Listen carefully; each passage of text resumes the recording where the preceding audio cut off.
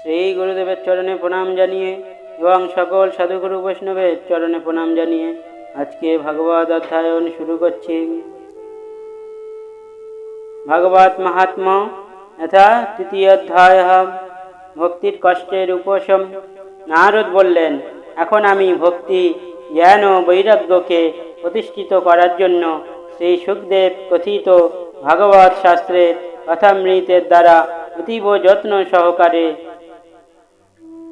উজ্জ্বল জ্ঞান যজ্ঞ আরম্ভ করব। এই যজ্ঞ যেখানে করব, এরকম একটি উপযুক্ত স্থানের আপনারা নির্দেশ করুন। আপনারা বেদজ্ঞ, অতএব শুক শাস্ত্রের মহিমা আমাকে জানান।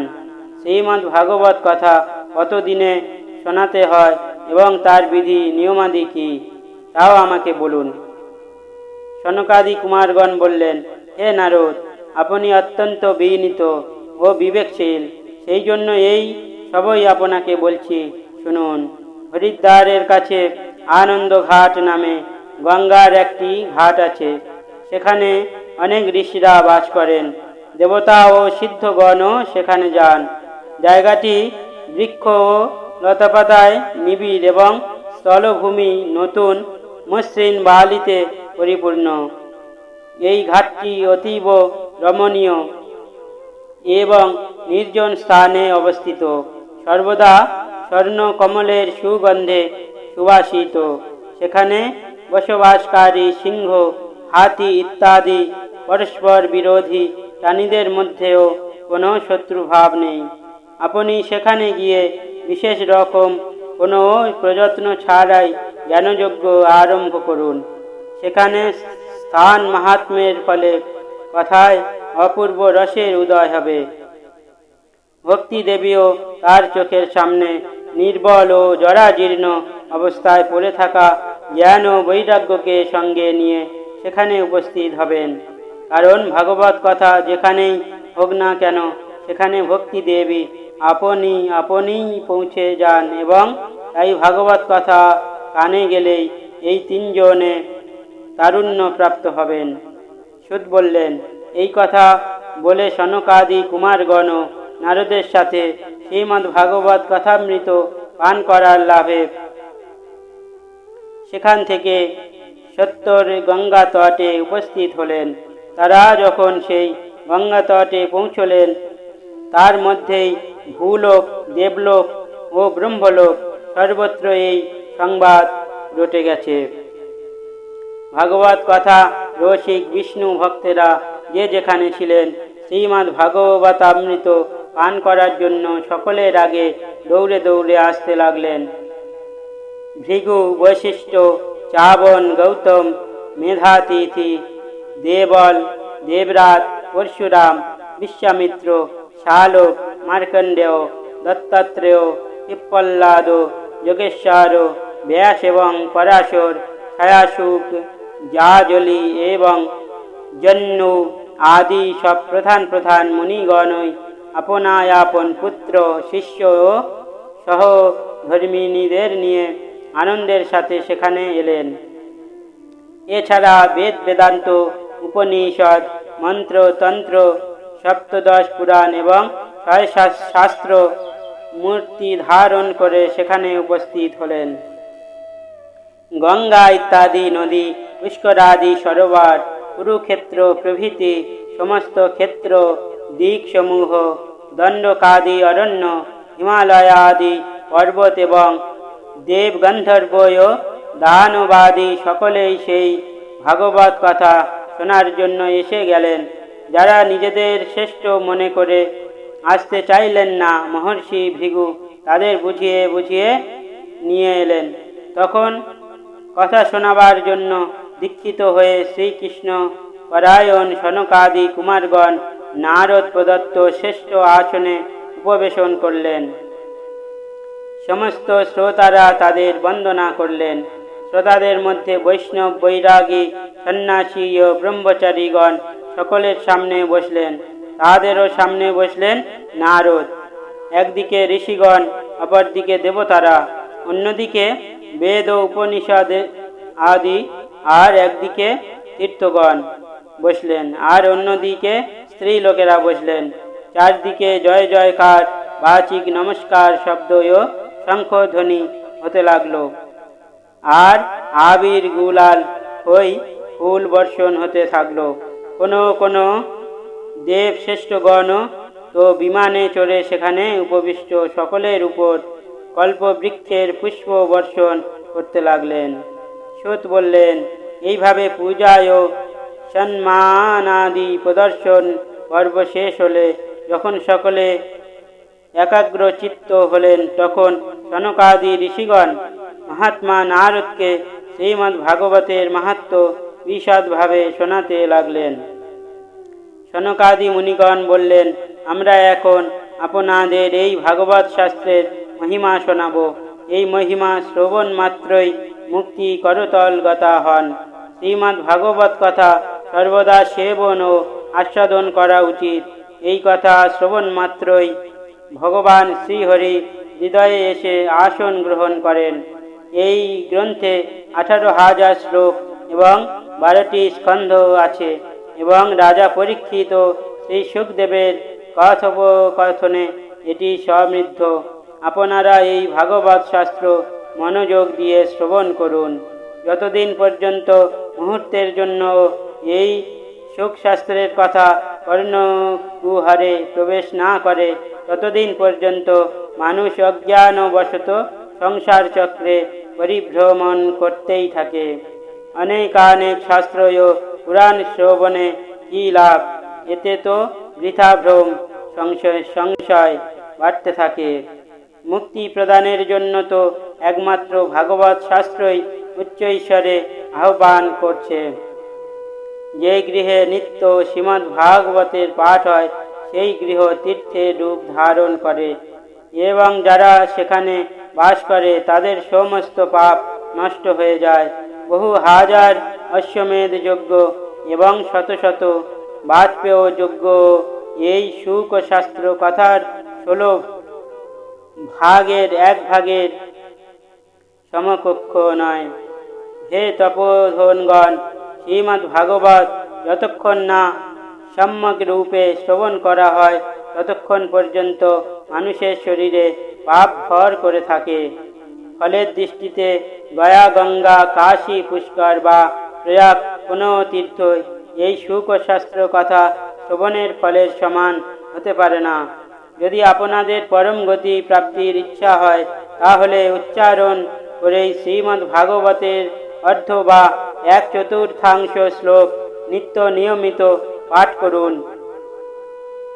ওঙ্কার, গায়ত্রী, পুরুষ সূক্ত 3টি বেদ, শ্রীমদ্ ভাগবত, ওম নমো ভগবতে বাসুদেবায়, এই 12 অক্ষর মন্ত্র 12 মূর্তি সূর্যোদয়ের প্রয়াগ, সংবৎসর রূপ কাল, ব্রাহ্মণ, অগ্নিহোত্র, গো, 12 তিথি, তুলসী, বসন্ত ঋতু এবং ভগবান পুরুষোত্তম। পণ্ডিতেরা এদের মধ্যে কোনো পার্থক্য দেখেন না। যে মানুষ অর্ধবোধ সহ সদাই শ্রীমদ্ ভাগবত শাস্ত্র পাঠ করে, তার কোটি জন্মের পাপ ভস্মীভূত হয়ে যায়, এতে বিন্দুমাত্র সংশয় নেই। ভাগবতের শ্লোকার্ধ বা 1/4 শ্লোকও যে ব্যক্তি নিত্য পাঠ করে, তার রাজসূয় অশ্বমেধ যজ্ঞের ফল লাভ হয়। নিত্য ভাগবত পাঠ, শ্রীহরির ধ্যান, তুলসী বৃক্ষে জল সিঞ্চন এবং গোসেবা, এই 4টি কর্ম সমফলদায়ক। জীবনের অন্তিম মুহূর্তে যে ভাগবতের শ্লোক শ্রবণ করে, ভগবান তার উপর প্রসন্ন হয়ে তাকে বৈকুণ্ঠ লোকে স্থান দেন। সোনার সিংহাসনে রেখে বিষ্ণু ভক্তকে যে এই ভাগবত গ্রন্থ দান করে, সে অবশ্যই ভগবত সাযুজ্য লাভ করে। সারা জীবনে চিত্তকে একাগ্র করে যে দুষ্ট শ্রীমদ্ ভাগবতামৃতের সামান্য রসাস্বাদনও না করেছে, সে তো নিজের জন্মটাই চণ্ডাল ও গাধার মতো ব্যর্থভাবেই কাটিয়েছে। তার জন্ম তো শুধু মাকে প্রসব যন্ত্রণা দেবার জন্যই হয়েছে। এই সুখ শাস্ত্রের সামান্য কিছু কথাও যে শোনেনি, সেই পাপাত্মা তো জীবন ধারণ করেও মৃতের সমান। পৃথিবীর ভার স্বরূপ সেই পশু তুল্য মানুষকে ধিক। স্বর্গলোকে ইন্দ্রাদি দেবরাজগণ এই কথা আলোচনা করে থাকেন। সংসারে শ্রীমদ্ ভাগবতের কথা শ্রবণের সুযোগ পাওয়া অবশ্যই কঠিন। কোটি জন্মের পুণ্য একত্রে সঞ্চিত হলে তবেই এই সুযোগ আসে। হে নারদ, আপনি বুদ্ধিমান ও যোগনিধি, আপনি মন দিয়ে ভাগবত কথা শ্রবণ করুন। এই শ্রবণের জন্য কোনো দিনক্ষণের প্রয়োজন নেই। এই কথা শ্রবণ সদাই মঙ্গলকারী। সত্য ভাষণ ও ব্রহ্মচর্য ধারণ করে শ্রবণ করা শ্রেষ্ঠ মনে করা হয়, কিন্তু কলিযুগে এত সব হয়ে ওঠা কঠিন। সেই জন্য সুখদেব যে বিশেষ বিধি বলে গেছেন সেটি জেনে নেওয়া দরকার। অনেক দিন ধরে চিত্তবৃত্তিতে বসে রাখা, নিজেকে নিয়মে বেঁধে রেখে কোনো শুভ কার্যের জন্য দীক্ষিত হয়ে থাকা কলিযুগে খুবই কঠিন। এই জন্য সপ্তাহ শ্রবণের বিধি রয়েছে। শ্রদ্ধার সাথে যে কোনো সময় শ্রবণ করলে অথবা মাঘ মাসে শ্রবণ করলে যে ফল লাভ হয়, সপ্তাহ ধরে শ্রবণে সেই ফলই লাভ হয়। সুখদেব এ কথা নির্ধারণ করে দিয়েছেন।